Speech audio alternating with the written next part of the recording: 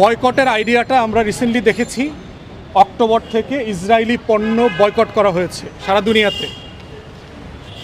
England এবং Europe সহ একটা বড় কফির দোকান আছে স্টারবাকস, বাংলাদেশে সম্ভবত দু একটা আউটলেট আছে তার। আমি ইংল্যান্ডের কথা জানি যে এইটা বয়কট কারণে যেটা হয়েছে, টোটাল ইংল্যান্ডের স্টারবাকসের যে অপারেশন সেটা কলাপস করেছে।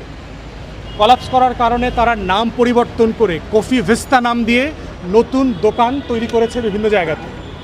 অতএব পলিটিক্যালি বয়কট করার একটা ক্যাম্পেইন সারা দুনিয়াতে ন্যায্য, এবং বিডিএস বয়কট ডাইভেস্টমেন্ট স্যাংশন ইসরায়েলের বিরুদ্ধে সারা দুনিয়াতে যে ক্যাম্পেইন চলছে, এই ক্যাম্পেইনটা সফল হয়েছে। আমরা মনে করি আমরা যেহেতু ভারত থেকে পণ্য কিনি বেশি, ভারত আমাদেরকে বাজার বানিয়েছে। প্রতি বছর 20 থেকে 30 বিলিয়ন ডলারের পণ্য আমরা কিনি। বাংলাদেশ থেকে যে পরিমাণ রেমিটেন্স যায় ভারতে ডলারে, সেটা ভারতের ইনকামের, রেমিটেন্সের ইনকামের সেকেন্ড অথবা থার্ড। অবৈধ ইনকাম বাদ দিলে বাংলাদেশ থেকে তারা প্রতি বছর প্রায় 40 বিলিয়ন ডলার নিয়ে যাচ্ছে। ব্যবসা বাণিজ্যে কী পরিমাণ অবৈধ সুযোগ সুবিধা ভারত নিচ্ছে এটা আমরা সবাই জানি। প্রতিবেশী রাষ্ট্র হিসাবে আমরা ভারতের সাথে ভালো সম্পর্ক চাই, কোনো অন্যায্য সম্পর্ক চাই না। কিন্তু এর মানে এটা না যে ভারত আমাদেরকে পরাধীন গোলামের মতো ট্রিট করবে। বাংলাদেশ স্বাধীন রাষ্ট্র, বাংলাদেশ যুদ্ধ করে রক্ত দিয়ে হাজার হাজার মানুষ জীবন দিয়ে স্বাধীন হয়েছে, কারো গোলামি করার জন্য না। আমরা পিন্ডির গোলামিও করি নাই, ভবিষ্যতে দিল্লির গোলামিও করব না। আমরা ভালো সম্পর্ক চাই, কিন্তু সেটা ন্যায্যতার ভিত্তিতে।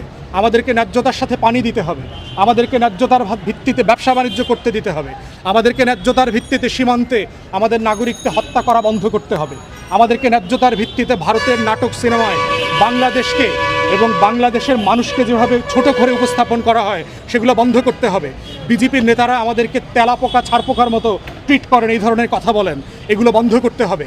কথায় কথায় অবৈধ বাংলাদেশিদের নামে ভারতীয় বাঙালিদেরকে পুশব্যাক করে বাংলাদেশে পাঠানোর এই অন্যায্য সিদ্ধান্ত বন্ধ করতে হবে। তাহলেই আমরা মনে করব যে ভারতের সাথে একটা ন্যায্যতার ভিত্তিতে বাংলাদেশের সম্পর্ক হওয়া সম্ভব। যদি সেটা ভারত না করে, তাহলে ন্যায্যতার ভিত্তিতে কোনো কিছু করবার আমাদের কাছে বাকি নাই। বয়কট আমাদের সাধারণ স্বাধীনতা, সার্বভৌমত্বকে ভালোবাসে, গণতন্ত্রকে ভালোবাসে এমন মানুষের একটা ন্যায্য অধিকার।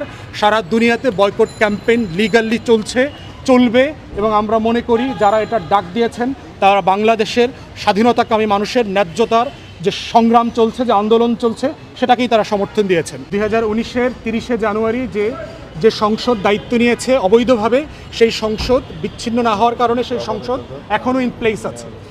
এরই মধ্যে 7ই জানুয়ারি আর একটা অবৈধ নির্বাচন করা হয়েছে।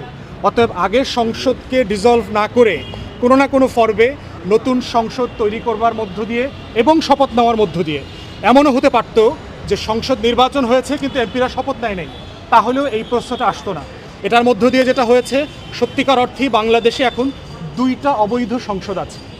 আমরা একটা অবৈধ সংসদের জ্বালায় টিকতে পারছিলাম না, এখন দেশে 2টা অবৈধ সংসদ নাজিল হয়েছে। বাংলাদেশের আইন সংবিধানকে অগ্রাহ্য করবার যে টেন্ডেন্সি শুরু হয়েছে, এটা শুধুমাত্র বাকশালের সাথে তুলনা করলেই চলবে। আমরা 74-75 সালে দেখেছি প্রথম বাকশাল যেভাবে বাংলাদেশের সব কিছুকে ভ্রুকুটি করে সংবিধানের ন্যায্যতাকে ছুঁড়ে ফেলে দিয়ে ইচ্ছামতো দেশ শাসন করেছে।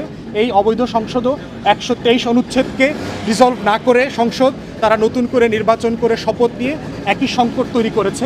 এটা হচ্ছে সংবিধানের প্রতি একটা মানে সম্মান না থাকা, কোনো রকম তুচ্ছ তাচ্ছিল্য করবার যে টেন্ডেন্সি।